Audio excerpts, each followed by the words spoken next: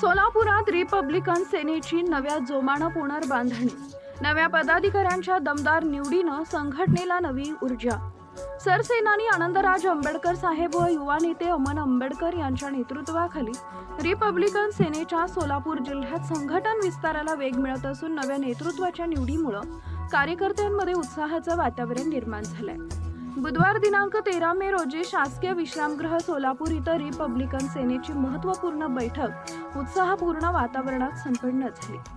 ही बैठक महाराष्ट्र प्रदेश अध्यक्ष डॉक्टर सुशील सूर्यवंशी यांच्या आदेशानं महाराष्ट्र प्रदेश सचिव सोमनाथ अरुण भोसले यांच्या प्रमुख उपस्थितीत तसेच सोलापूर लोकसभा जिल्हाध्यक्ष अमित कांबळे यांच्या अध्यक्षतेखाली पार पडली. बैठकीमध्ये संघटन मजबूती व पक्ष विस्ताराच्या दृष्टीनं सोलापूर शहर व जिल्ह्यातील विविध महत्त्वपूर्ण पदांवर नव्या पदाधिकाऱ्यांच्या निवडी जाहीर करण्यात आल्या. सोलापूर शहरातील निवड अशी: शहर अध्यक्ष शरणू हजारे, शहर उपाध्यक्ष किरण जोंजर, शहर संपर्क प्रमुख विकी बनसोडे, शहर मीडिया प्रमुख सद्दाम पठाण, अल्पसंख्याक महिला शहर अध्यक्षा रेश्मा मंगलगिरी. सोलापूर जिल्हा व लोकसभा क्षेत्रातील निवडी अशा: सोलापूर लोकसभा युवक जिल्हाध्यक्ष विश्वजित सरवदे, सोलापूर लोकसभा अल्पसंख्याक जिल्हाध्यक्ष महबूब शेख, सोलापूर लोकसभा संघटक सिद्धार्थ कांबळे, सोलापूर लोकसभा जिल्हा संघटक दाऊद मुलानी, दक्षिण सोलापूर तालुका अध्यक्ष वाहिद मुस्तफा. तसेच माढा लोकसभा महिला जिल्हाध्यक्षपदी कुर्डुवाडीच्या आशाताई रिकिबे यांची निवड करण्यात आली.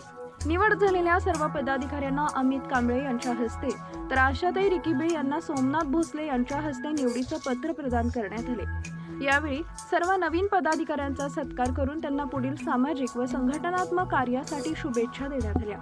या बैठकीस पक्षातील ज्येष्ठ नेते भाईराजा सोनकांबळे, मोहोळ तालुक्याचे नेते पांडुरंग दावणे, ज्येष्ठ नेते दत्ता राऊत, अक्कलकोट तालुक्याचे नेते अबुबकर वस्ताद, माळशिरस तालुक्याचे नेते विश्वास उगाडे, राज सोनवणे, नवीलाल खराडी, विकी लोंढे, मतीन सातखेड, सुनील गजधाणे, दीपक भंडारे यांच्यासह अनेक पदाधिकारी व कार्यकर्ते मोठ्या संख्येनं उपस्थित होते.